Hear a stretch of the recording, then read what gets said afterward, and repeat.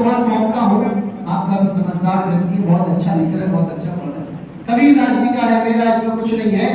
उन्होंने कहा कि चिंता से चतुराई घटे और दुख से घटे शरीर, तो ज्यादा बोल बुद्धि घटे, कह गए संत कबीर।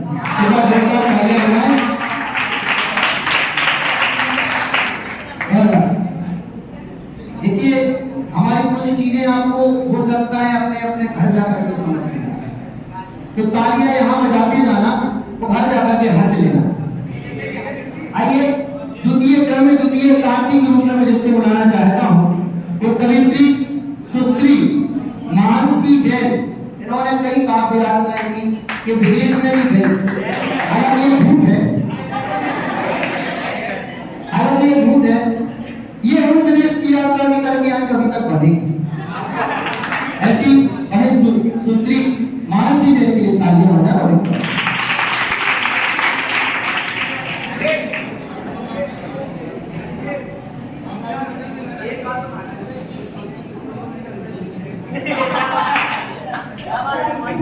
माँ बाप देवी को प्रणाम करती हूँ, ज्ञान की कटरत से समेत मंच को प्रणाम करती हूँ और कितना दिव्य के साथ न्याय प्रिय आदरणीय गुरुजनों को प्रणाम करती हूँ और समक्ष विराजित तड़पते भड़कते इस लहू को प्रणाम करती हूँ। सबसे पहले मैं अपनी कलम के परिचय देते हुए कुछ पंक्तियां पढ़ूंगी, सुनिएगा। कि हास्य की भाषा नहीं लिखी है, ना ही गजल सुनाती। हास्य की भाषा नहीं लिखी है, ना ही गजल सुनाती हूँ, कविता पढ़नी नहीं है आती, चीखें लिखते जाती हूँ। देश मेरा चल रहा है, आग लगी है सीने में, भूखमरा सब व्यर्थ है, खून गरीब का पीने में। तो राम मंदिर या बाबरी का पक्ष नहीं मैं लाई हूँ, घायल भारत चीख रहा है, चीख सुनाने आई हूँ।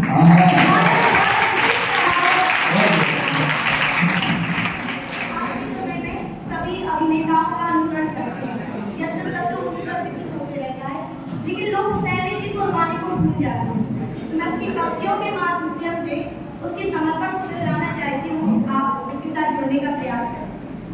कि जिनके बलिदानों के कारण मान बचा था भारत का, प्राण दीन बुझने से ही सम्मान बचा था भारत का, और जिन बेटों ने लहू दिया था माँ के चरण पखारे थे, जिनके दैव के बल के कारण दुश्मन के ललहारे थे, कि जिनकी कद के आगे स्वयं ही नरपति भी झुक जाता था, जिसकी जिद के सम्मुख सागर का प्रभाव रुक जाता था।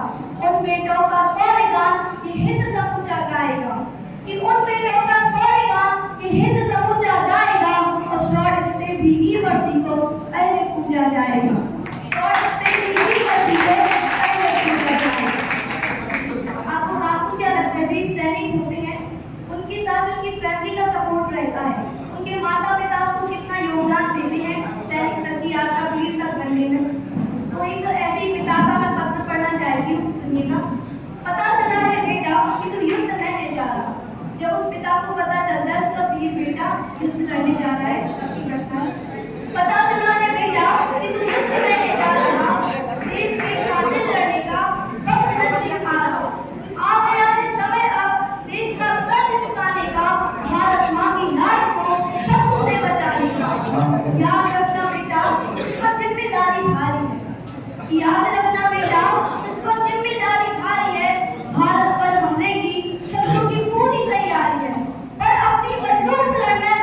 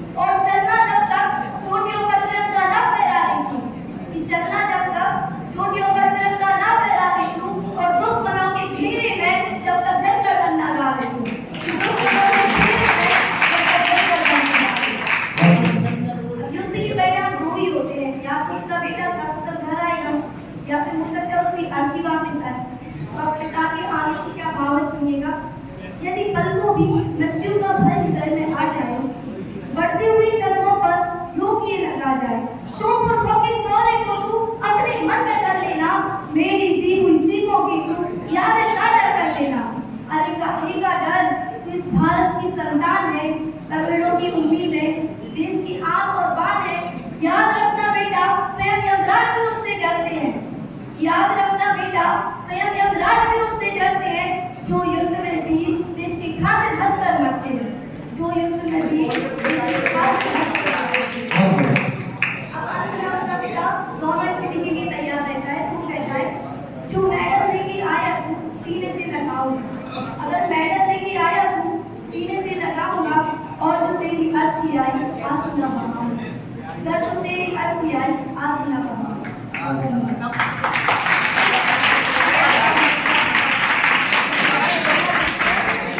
वैसे आज के समय में कोई वीर रस को इतना पसंद नहीं करता है। सब श्रृंगार या हास्य को ही पसंद करते हैं।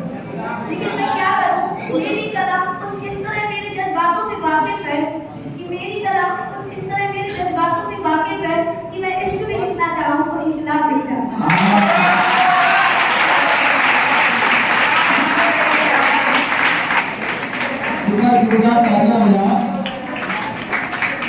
ये कविता स्वरचित थी और इन्होंने जो कविता पढ़ी है वो देश की बड़ी कवित्री है कविता तिवारी, और उसके भाव उनकी कविता में झलक रहे। एक बार जोरदार ताली। हालांकि मुश्किल का काम है ऐसी बड़ी बड़ी कविताएं पढ़ना। एक जगह में कविता पढ़ने गया, मैं कविता पढ़ रहा था और कविता पढ़ते पढ़ते मेरी लंबी कविता थी, तो मैंने कविता पढ़ना प्रारंभ किया और मेरी कविता सुनते सुनते व्यक्ति लंबा हो गया। कोर्ट में मामला पहुंचा, अदालत में जब पहुंचे तो हमसे जज साहब ने पूछा, बोले आखिरी ख्वाहिश क्या है? मैंने कहा मैंने उसको आधी कविता सुनाई थी, मैं आपको पूरी कविता सुनाना चाहता हूं।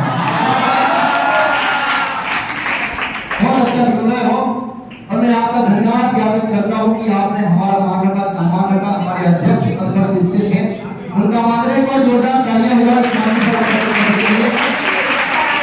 हमारे शिक्षक के लिए। क्योंकि पीछे तो शिक्षक बैठे हुए हैं, सर बैठे हुए, नाम तो मुझे पता नहीं है, क्योंकि ये मेरा पूर्ण काम होगा या आपका होगा कि आपकी कक्षा में हम ना रहे, मेरा ही होगा। बच्चों के बीच में घिरे हैं, ऐसा लग रहा है दोनों साधु भाई बैठे।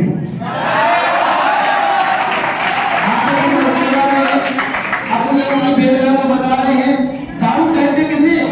एक व्यक्ति ने पूछा, बोले साधु किसे कहते हैं? हमने कहा जब एक ही कंपनी से दो प्रोडक्ट एक साथ लूटे जाए।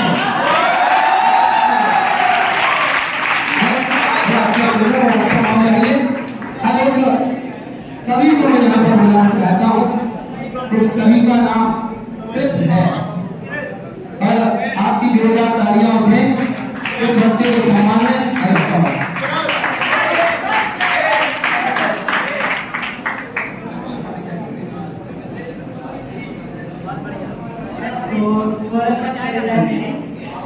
सभी को जय जिनेंद्र।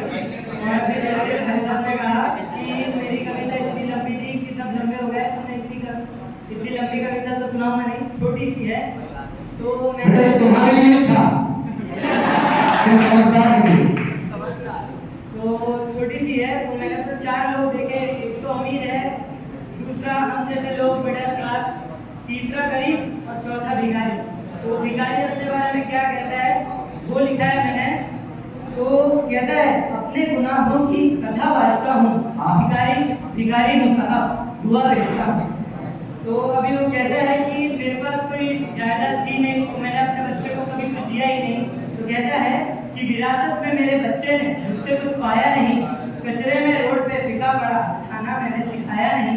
यह भूख की तलब है जो खुद पास खींचती है, कहकर लेकर 1 रुपए बढ़ जाता हूँ।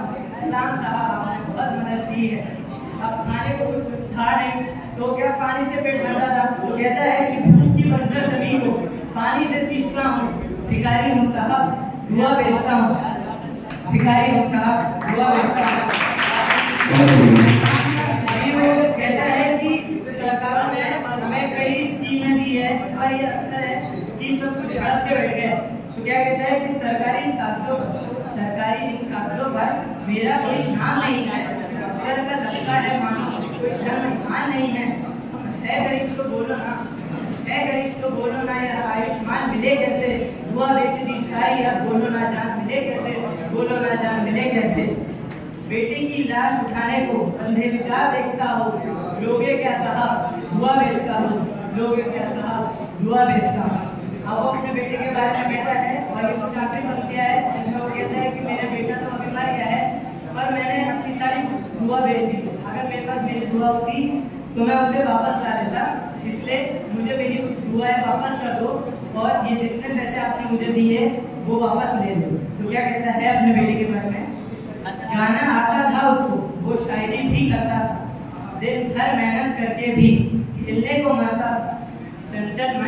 चंचल मन बातें प्यारी, रस लिया गया कि उसको, दुआ बेचना है गुनाह तो कर लो करना जो है जिसको, और ले लो पैसे वापस सब, बच्चे की भीख मांगता हूँ, दुआ भिखारी हूँ साहब, दुआ बेचता हूँ भिखारी हूँ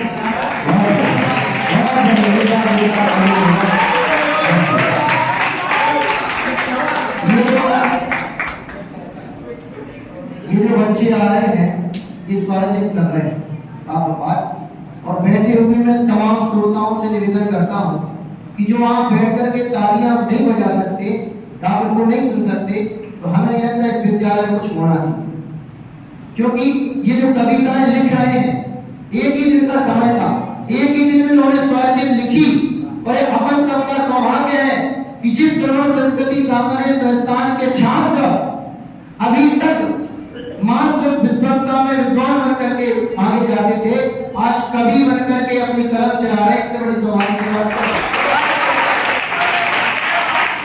इसलिए मैं बहुत अच्छी पढ़ी, बच्चा समझदार है, एक इशारे से समझ के बहुत अच्छा पढ़ा है।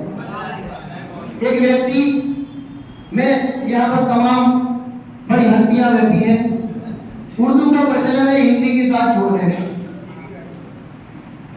भाषा को परिवर्तित कर दिया है और हिंदी के साथ जब उर्दू बोली जाने लगी, जिनको उर्दू नहीं आती वो भी बोलने का प्रयास करते।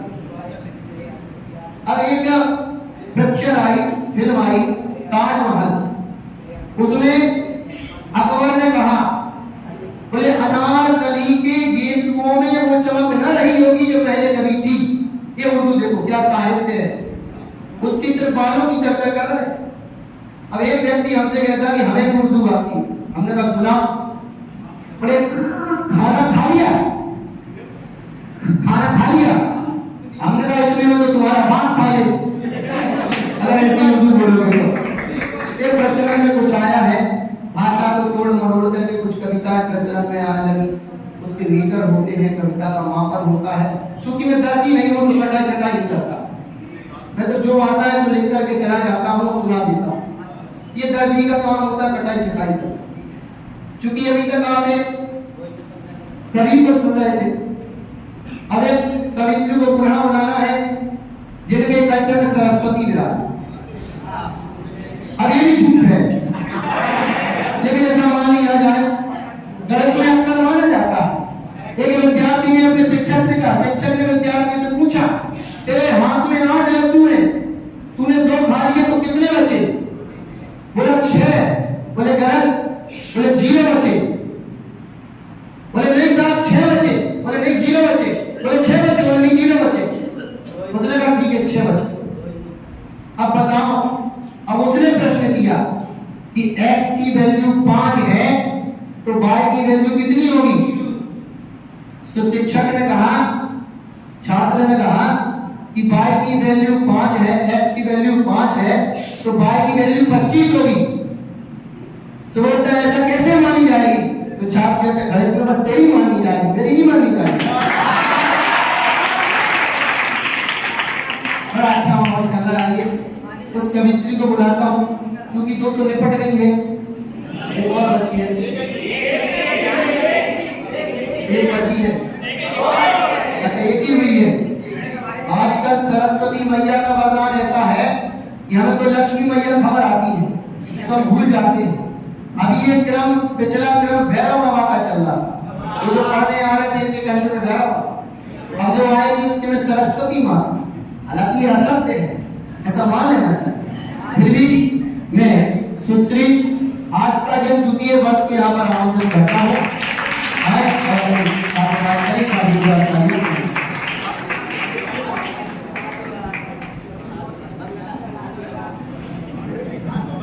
सभी को सादर जय हिंद। सर्वप्रथम मैं हिंदुस्तान के तिरंगे को सलाम करती हूँ। उसके 3 रंगों के प्रतीक सुख शांति समृद्धि का यहाँ मुहिम रखती हूँ और भारत की रज रज से बनी उस परम पवित्र देह में विराजित सरस्वती माँ का मैं यहाँ आह्वान करती हूँ। हम आस्था के केंद्र में तो समस्त गुरुजनों को मैं प्रणाम करती हूँ। कि यहाँ आज जो गूंज रहे हैं, अंदर अंदर गूंज रहे हैं और अलट पलट कर दूं मैं उनको, अलट पलट कर दूं मैं उनको, नए नए से सूझ रहे हैं, नए नए से सूझ रहे हैं। तब बिना भूमिका बनाए मैं अपनी कविता को प्रारंभ करती हूँ। श्रृंगार वीर ना शांत हिए, रस का प्रकोप जब छाता है, इश्की भीषण ज्वाला तपत साहसी को दहलाता है। ना तुलसी देव कबीर हुए, ना तुलसी देव कबीर हुए, फिर भी कविता पढ़ पाता है। आधुनिकता की छोड़ चुनर हर बालक कवि बन जाता है। हर बालक कवि बन जाता है। 2-4 पंक्तियां सुनिएगा ध्यान से, हम सभी कवियों के लिए है कि 2-4 पंक्तियां लिखने से हम कवि सरोमणि बन जाएंगे। देहाटोनी यो साहब के बेताल गान ही गाएंगे। द्रौपदी सीता राधा जैसी, द्रौपदी सीता राधा जैसी कल्पना यहाँ कब पाएंगे। और आधुनिकता की चकाचौंध में आगे बढ़ते जाएंगे, आगे बढ़ते जाएंगे। उल्टा ऐसा है, कवि की एक परिभाषा और है। मैं गुरु जी के निर्देशन में रहना चाहता हूँ कि कविता लिखना सरल नहीं है, पूछो इन फनकारों से। कविता लिखना सरल नहीं है, पूछो इन फनकारों से। और ये सब लोहा काट रहे हैं कागज की तलवार।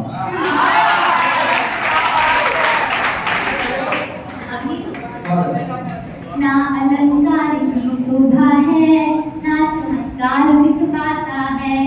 बाण भट्ट जैसा समाज बुद्धि में छेद कर जाता है। अरे कविता प्रस्फुट जब होती है, हर बालक भट्ट बन जाता है। और आधुनिकता की ओर चादर हर बालक कवि बन जाता है। आधुनिकता की चादर हर बालक कवि बन जाता है। ना लोगों की उपयुक्त हुई, ना लोगों की उपयुक्त हुई, अब भी बच्चा चिलम जलाता है। और आगे सुनिएगा कि आधुनिकता में क्या हो रहा है कि ना लोगों की उपयुक्त हुई, अब बच्चा चिलम जलाता है। और साइकिल चलाती दादी तो, साइकिल चलाती दादी तो दादा जॉगिंग में जाता है। दुखी हुआ हर मजनू लैला से, दुखी हुआ हर मजनू लैला से, अरिजीत सिंह बन जाता है।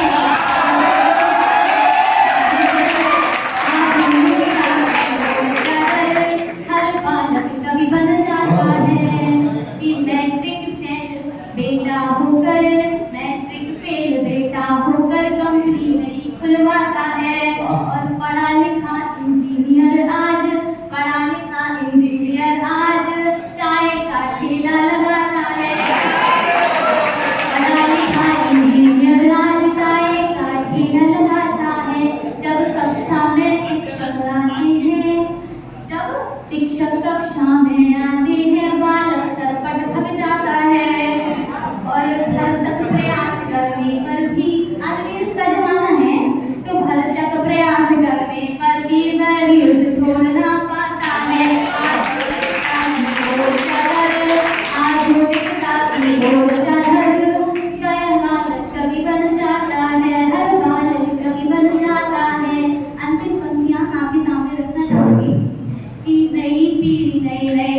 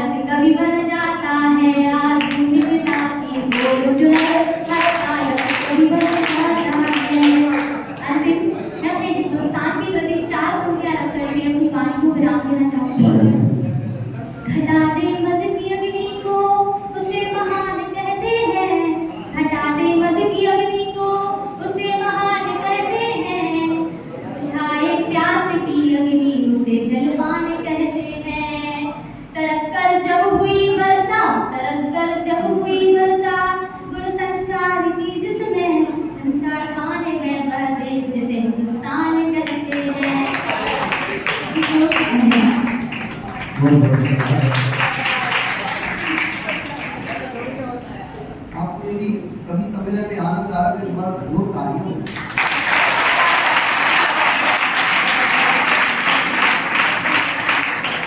हमारा कभी सम्मेलन 3 कारणों से आज पक्का हो गया, पूरा हो गया। एक तो हमारे गुरुजी इस बहनों में हमारी बहन बैठी, जिसको हम अपने घर पर सुनते हैं, आज हमें सौभाग्य मिला उसको सुन। दूसरी बात, आदरणीय गुरुजी की हमारे मंच पर उपस्थिति है, ये दूसरी। और तृतीय उपलब्धि जो रही है, श्रुति में जब पहले दिन हम लोगों से मिली थी तो कहते ना मुहावरा आग बबूला होना, लेकिन आज बड़ा मंद मंद मुस्कुरा रही है। ये कभी सम्मेलन सफलता के प्रयास पर एक बार जोरदार तालियां हैं।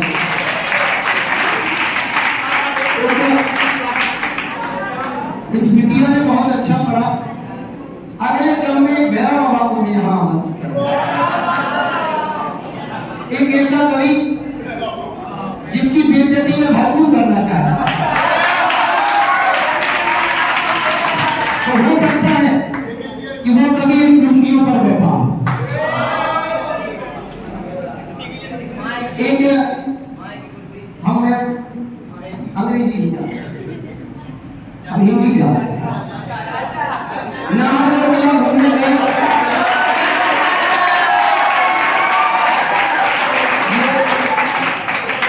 ये आदरणीय भाई साहब की उपस्थिति है और आपने जो तालियां बजाई है वो दिल से इनके लिए बजाते हैं।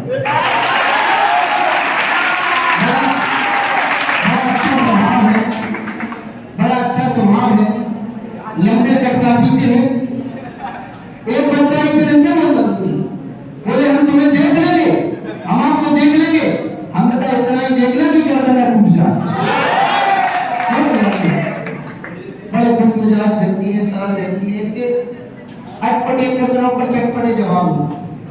एक व्यक्ति पूछने आया, बोले मुझे अपने बच्चों का नामकरण कराना। हालांकि ये पंडित है, पंडित आज शुक्ला जी चले गए, नहीं देखो बलिया आदमी पंडित ही होता है। तो ये एक सज्जन इनके पास सारों में नामकरण कराना है बच्चे का, बोले करा दे, कुछ भी रख लो, श्रेयांश रख लो, विवेक रख लो, अनिल भैया रख दो।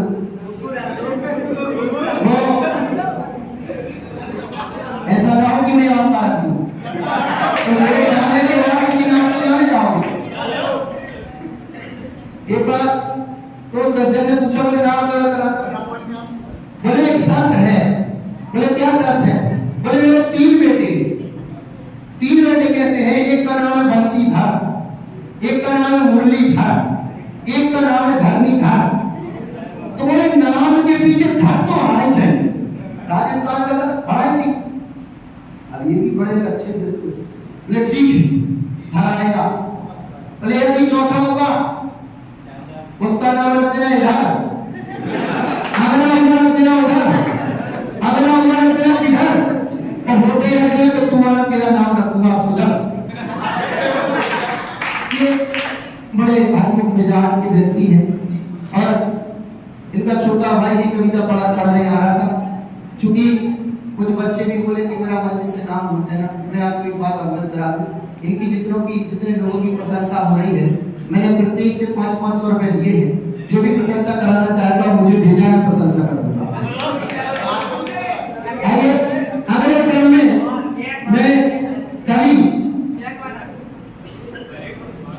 छोटे रुस्तम के तौर पर एक बच्चा है जिसका मन है कि मैं भी पढ़ूंगा।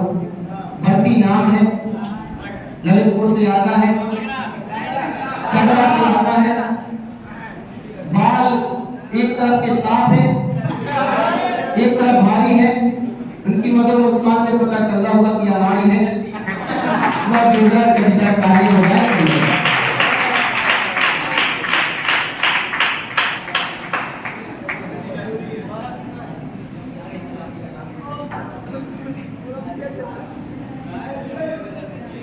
अनिकाल भैया ने परिचय तो दे दिया बहुत अच्छी थी, तो अब मैं भी कुछ कहना चाहूंगा। आज सबसे पहले तो सौभाग्य का उदय है कि इस बड़े मंच पर मेरे जैसे छोटे कवि को बोलने का अवसर प्राप्त हुआ। तो आज मैं यहाँ पर बैठे हुए हमारे सभी अध्यक्षगण एवं हमारे शिक्षकगण एवं मेरे प्यारे भाइयों, मैं सबसे पहले 4 पंक्तियों के माध्यम से अपने श्रोताओं को संबोधित करना चाहता हूँ। स्वागत है। कि सितारों के आगे भी कोई जहां होगा, सितारों के आगे भी कोई जहां होगा, जो ना देखा हो वो समा होगा। अरे इस जहान के हसीन नजारों की कसम, इस जहान के हसीन नजारों की कसम, आपसे खूबसूरत ना कोई यहाँ होगा ना कोई वहाँ होगा।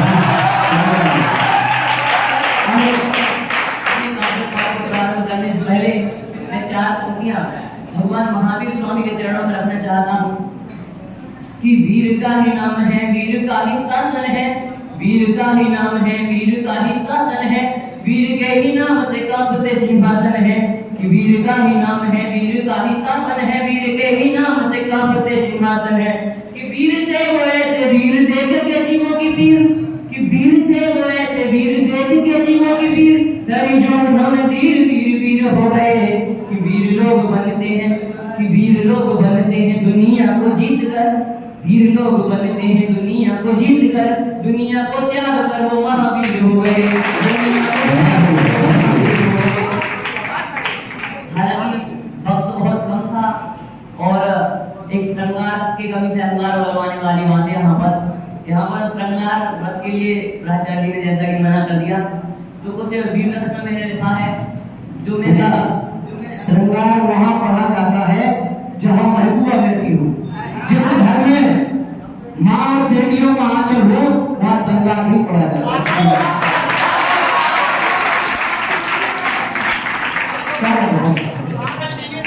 मैं अपनी 4 पंक्तियां बताऊंगा। अभी जो हमारे सम्मेद शिखर जी के लिए पर्यटन क्षेत्र घोषित कर दिया गया था, उसमें मैंने ये पंक्तियां लिखी थी, तो ध्यान से सुनिएगा। मैं 4 पंक्तियों के माध्यम से वहां की प्राकृतिक छटा का वर्णन करूंगा।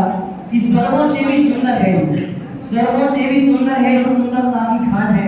ऊंचे पर्वत बहते झरने, ऊंचे पर्वत बहते झरने हम सब की यह जान है। अरे स्वर्णभद्र जो कूट शिखर पर, स्वर्णभद्र जो कूट शिखर पर करता ऐसा गान है, यह केवल एक तीर्थ नहीं है, हम जैनों के प्राण है। यह केवल एक तीर्थ नहीं है, हम जैनों के प्राण है। अरे चंदन शिव दिव्य सुगंध, चंदन शिव दिव्य सुगंध जिसकी कंकर से आती है, जिसकी माटी को छूने से सारी व्याधि मिट जाती है। और एक बात ध्यान से सुनिएगा, जब राम मंदिर की नींव रखी गई थी, तब हमारे सम्मेद शिखर जी से वहां की पावन पूरी मिट्टी को ले जाकर वहां की नींव में रखा गया। उसके लिए कोई पंक्ति है कि राम मंदिर की नींव रखे, राम मंदिर की नींव रखे, यह परम पवित्र वह माटी है, और भाव सहित कोई शीश चढ़ा ले वह अमृत बन जाती है, वह अमृत बन जाती है। अभी हमारे तीर्थ क्षेत्र को अपवित्र किया गया, वहां पर मांस मद आदि अनेक पुकारे किए गए। उनके विरोध में मैं वहां के जो आदिवासी लोगों में से एक प्रश्नात्मक चिन्ह खड़ा करता हूँ और उनसे एक बात पूछना चाहूंगा। केदारनाथ में क्या सबको तुम भूत सहित जाने दोगे? केदारनाथ में क्या सबको तुम भूत सहित जाने दोगे और बद्रीनाथ के बीच में तुम मस्त मत दिखाने दोगे? केदारनाथ में क्या सबको तुम भूत सहित जाने दोगे, बद्रीनाथ के बीच बैठकर मस्त मत दिखाने दोगे? इसी प्रकार अगर सिद्धस्थल को, इसी प्रकार अगर सिद्धस्थल को पिकनिक स्पॉट बना दोगे तो अपने हाथों से राम राज पर फल लगवा लोगे, अपने हाथों से राम राज पर फल लगवा लोगे। अरे सत्ता के मन में आकर तुम, सत्ता के मन में आकर के तुम गुब्बारे से फूल रहे और वोट बैंक को पा करके तुम संविधान को भूल रहे। अरे संतों की इस वाणी पर, संतों की इस वाणी पर तुमको है विश्वास नहीं तो इतिहासों को देख लो। सम्मेद शिखर है, मोरान गुरु कोई नाम नहीं। वहां पर कहा गया था कि एक मोरान गुरु नाम के कोई उनके बाबा हैं जिन्हें वो वहां पर मानते हैं। तो इतिहासों को अगर देखा जाए तो वहां पर ऐसा कुछ नहीं है। वहां पर सम्मेद शिखर का नाम आता है जो कि सिद्ध क्षेत्र, शाश्वत सिद्ध क्षेत्र है। अब बात आती है जेएम के नेता वहां के झारखंड सरकार के, जिनका नाम था लॉ एंड जी। उन्होंने मुनियों के ऊपर एक बहुत बुरी टिप्पणी की थी। उनके लिए मैं 4 पंक्तियां पढ़ना चाहूंगा कि मुनि विरोधियों के खिलाफ में, मुनि विरोधियों के खिलाफ मैं अपनी कलम उठाता हूँ, लोगों ने है सब भूत तुझे तेरी औकात दिखाता हूँ। अरे मुनि को नंगा करने वाले, मुनि को नंगा करने वाले जो जगह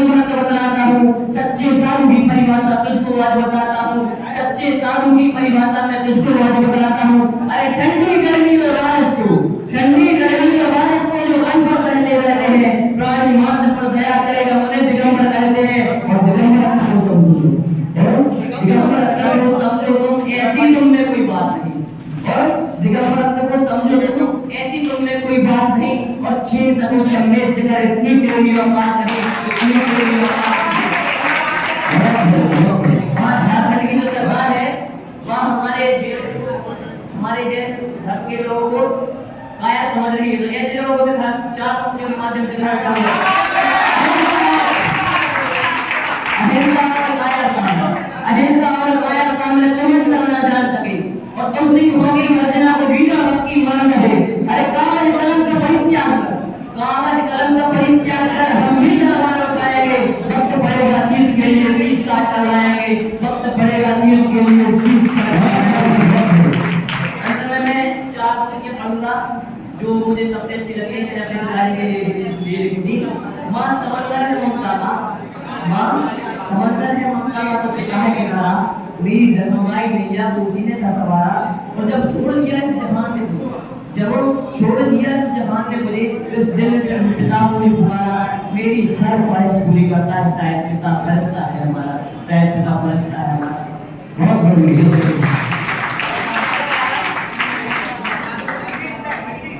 बहुत अच्छा बताया। सिद्ध क्षेत्र संगीत शिखर पर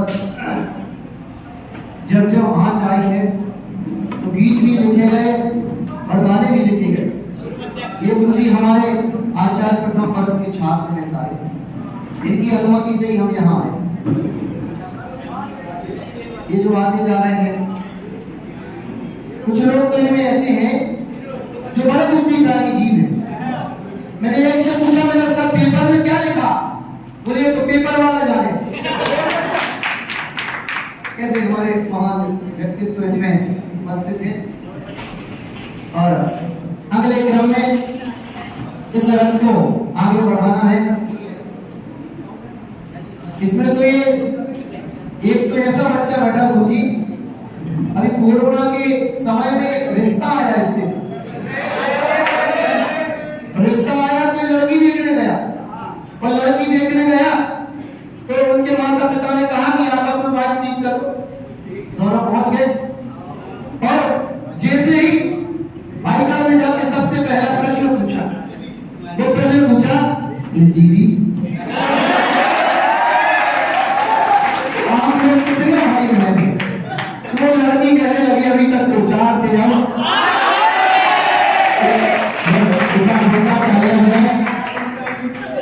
मैं कहता हूं ये कवि सम्मेलन करना व्यर्थ है यदि आप लोग ना हो। सारी धरा भी साथ दे तो और बात है, तू जरा भी साथ दे तो और बात है। तो चलने को तो चल सकते हैं, एक पैर पर मिलो तो दूसरा भी साथ दे तो और बात है। अगले क्रम में एक ऐसे छात्र को बुलाना चाहता हूं जिसका नाम पारस जैन है, वरिष्ठ उपाध्याय का है। इसमें कनिष्ठ वरिष्ठ व्यक्ति है, कनिष्ठ उपाध्याय का है। चूंकि अगले बार मैं आदरणीय प्राचार्य महोदय से निवेदन करूंगा कि हमारे यहाँ छोटे बच्चे भी हैं जिनकी कद छोटी है। अगली बार कभी सम्मेलन कराया जाए तो 2-4 ईंट मंगवा लें। यदि बच्चे छोटे निकले तो उनके नीचे लगा दें, हमारी छोटा निकले तो माइक के नीचे लगा दें।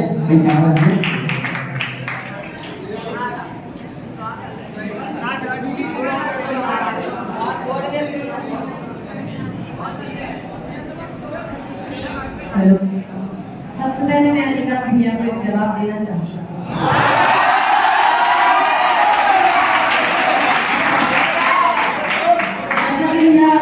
ईट की बात कर रहे थे तो मैं बताना चाहूंगा, हकत के छोटे होने से कार्य छोटे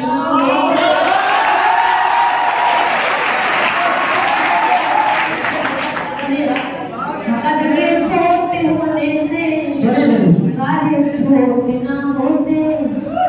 जरूरत क्या है कर की जब सफल मेहनत से है होते।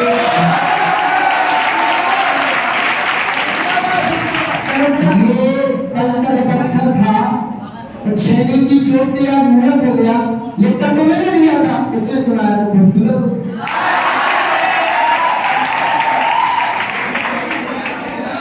क्या है कि कहा जाता है कि शब्दों में विशेषता नहीं, शब्दों के कहने वाले में विशेषता होती है।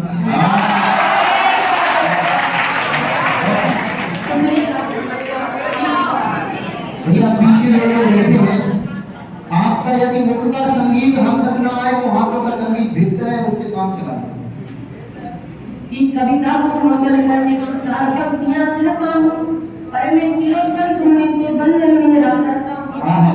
कि नाम है पारस इस बेला में आज कविता कहता हूँ, कि नाम है पारस इस बेला में आज कविता कहता हूँ, सहपाठी कवियों को जय मैं करता हूँ। आज इस कवि सम्मेलन में मैं आज आप जो 10 साल से यात्रा करते आ रहे हैं अपने जीवन की, उस यात्रा से आज आपको जोड़ना चाहूंगा और बताना चाहूंगा कि उस यात्रा में आपके कई ऐसे मोड़ आए, उन मोड़ों से आज आपको अवगत कराना चाहूंगा। ये कविता हास्य रस की नहीं बल्कि ऐसी करुण रस की है जो शायद कुछ लोगों को शर्मिंदा करे तो कुछ लोगों को सीख दे, तो सुनेगा। ये यात्रा विद्यार्थी जीवन की है। तो धरती पर जन्म हुआ माँ को गुरु मानता है, संस्कारी और भाषा माँ से तू सीखता है। कि कहा जाता है कि दुनिया की पहली गुरु माँ होती है। कि उम्र अब बढ़ने लगी विद्यालय का विद्यार्थीगण, कि उम्र अब बढ़ने लगी विद्यालय का विद्यार्थीगण, गुरु रूपी सूर्य के प्रकाश में तू आ गया। कहा जाता है कि गुरु एक सूर्य के समान होता है जो स्वयं ज्ञान से सहित होकर औरों को ज्ञान देता है। तो सुनेगा कि उससे की ज्ञानमय किरणों के तेज से, कि उससे की ज्ञानमय किरणों के तेज से तेरा जीवन रूपी कमल खिलने लगा। अब जब मैं विद्यार्थी बना तो आप लोगों ने देखा होगा आपके घरों में या फिर स्कूलों में जो छोटे छोटे बच्चे होते हैं, जब आप पहली बार स्कूल जाते हैं और शायद आप भी जब गए होंगे तो अपना दृश्य आंखों में लाइएगा कि मन ना था जाने को और तन ना था आने को, रोते रोते उस दिन विद्यालय में गया था। मैंने यहाँ पे कई बच्चों को देखा है कि मन ना था जाने को और तन ना था आने को, रोते रोते उस दिन विद्यालय में गया था। कि माँ बोली टॉफी दोगी पापा हाथ खींचे मेरा, कि माँ बोली टॉफी दोगी पापा हाथ खींचे मेरा, बोले प्यारे बेटा आज विद्यालय तो जाएगा। तो माता पिता की आदत होती है कि बच्चे के भविष्य के लिए जब स्टार्टिंग में उन्हें थोड़ी जबरदस्ती करनी पड़ती है, लेकिन इसका जो परिणाम बच्चों को बाद में मिलता है तो सुनेगा। क्लास का दृश्य कि कई सारे यार मैंने सगाने के फूले खेले, कि कई सारे यार मैंने सगाने के फूले खेले, यारों और टीचरों से हम भी थोड़े भूले मिले। अब आज एक ऐसा दृश्य आपके सामने प्रस्तुत करना चाहूंगा जिस दृश्य को सुनकर आपको हंसी आएगी, और यह शायद वर्तमान में जो स्टूडेंट है और टीचर है उन्होंने स्टूडेंट में बहुत बड़ा प्रदूषण सुनिए एक दृश्य के माध्यम से। बातें कक्षा की होती है और बच्चे मुंह मजाक करते हैं, अधिकतर बच्चों का मुंह मजाक रहता है। बातें कक्षा की होती है और बच्चे मुंह मजाक करते हैं, और अंग्रेज के टीचर अपनी खाते बात कि मन हो खड़ा बोले बता दो कि तू क्या कहते, कौशल ने पूछा डॉक्टर को, तो मन हो खड़ा बोले बता दो कि तू क्या बोले, कभी मुंह की सच बोला बता को डॉक्टर है कहते। अब जब पहली बार मुंह ने सही जवाब दिया तो आप लोगों ने देखा होगा कि कई टीचर ऐसे होते हैं जब कोई सही जवाब बोलता है तो ये तो बहुत बड़ा फेमस डायलॉग है, तो सुनेगा। मोड़ पढ़ने लगे हो ये टीचर ने तब बोला, भाई बड़ी दिक्कत होती है पढ़े या ना पढ़े, अगर पढ़ा आपको क्वेश्चन पूछेंगे, नहीं पढ़ा तो भी क्वेश्चन पूछेंगे, तो सुनेगा आगे मोहन किस प्रकार का जवाब देता है। कि मोड़ पढ़ने लगे हो ये टीचर ने तब बोला, और सुनेगा कि मोड़ पढ़ने लगे हो ये टीचर ने तब बोला, और तरंग करा तो सर आपकी शक्ल देख बोला। देर से समझ में आएगा, शायद हास्यरस की कविता थी तो कुछ लोगों को हंसी आई, तो ये बहुत बड़ा प्रश्न पूछकर उनकी हंसी का जवाब देना चाहूंगा जो कि आज कविता का मेरा मूल विषय था। तो सुनिएगा, जरा विचार करो यारो अपने माता पिता का, जिनके पेरेंट्स शिक्षक हैं कर्तव्य है पढ़ाने का। शब्दों को ध्यान से सुनिएगा कि उनसे जाके कभी पूछो उनको कैसा लगता है। बहुत बड़ा इसमें अर्थ है, आप लोग ध्यान सुनिएगा। जिनके पेरेंट्स शिक्षक हैं तो सुनिएगा। उनसे जाके कभी पूछो उनको कैसा लगता है, आपके जैसा परिवार से जब कोई उनका करता है। अपने पेरेंट्स से ज्यादा पूछिएगा जब कोई परिवार, जब कोई उनका मजाक आपके जैसा उड़ाता है। बस इस शब्दों के माध्यम से मैं आपको ये बताना चाहूंगा कि मोहन को यह आवाज कब हुआ कि जीवन में टीचर का मजाक नहीं उड़ाना चाहिए। तो सुनिए। बड़ी मेहनत व शिक्षा से मोहन भी बना टीचर। आज एक ऐसा दृश्य आपके सामने बताना चाहूंगा कि विषय मैंने इसलिए लिया क्योंकि यहाँ बैठे 80% लोगों का सपना है कि मैं भी एक टीचर बनूं। ये रियलिटी है। यहाँ बैठे 80% लोगों का ये फ्यूचर है कि मैं भी टीचर बनूं। सुनेगा। बड़ी मेहनत व शिक्षा से मोहन भी बना टीचर, तब गुरु के अज्ञान से बना मोहन टीचर। जब मोहन को समझ में आया कि मैं टीचर की वजह से मेरा ये फ्यूचर बना है, लेकिन कहा जाता है कि अगर वक्त पर अहमियत समझ ली जाए तो शायद वक्त आपको ताज देता है। सब समझदार बैठे, आपको कविता पढ़ते हो, पढ़ते हो। अब मोहन को वो बातें याद परिहास आते हैं, देख उस जगह पे अब खुद को सर्व से बुलाते हैं। प्रतिज्ञा को कभी लेता बनूंगा मैं ऐसा गुरु, क्या प्रतिज्ञा को कभी लेता बनूंगा मैं ऐसा गुरु, बच्चे समझे नियत जाने कैसे गुरु। सभी लोग यहाँ बैठे मुझे जानते हैं, मैं सभी को जानता हूँ। और शायद ऐसी बात कहने जा रहा हूँ जो 80% लोग शायद मुझसे रूठ जाएं, उस यथार्थ को ना सुन पाए जो मैं यहाँ कहने जा रहा हूँ। मैं भी यहीं पे पढ़ता हूँ, सभी की लक्ष्य प्राप्त हूँ। मैं भी यहीं पे पढ़ता हूँ, सभी की लक्ष्य प्राप्त हूँ। जहाँ रहते जहाँ पढ़ते बनूंगा मैं मुसाफिर। आप मंच से कहता आप स्वयं से वादा करो। एक वादा कहना चाहूँगा, वादा सुनिए। अंतिम वादा है, इसको सुनो, तालियों से बजा कर। आप स्वयं से वादा करो, बनना चाहते हो कुछ तुम्हारे टीचर करो। यही विश्वास दिलाता हूँ ये विद्यार्थी का फीचर है। यही विश्वास दिलाता हूँ ये विद्यार्थी का फीचर है। गुरु शिष्यों का बहुत बढ़िया, तालियां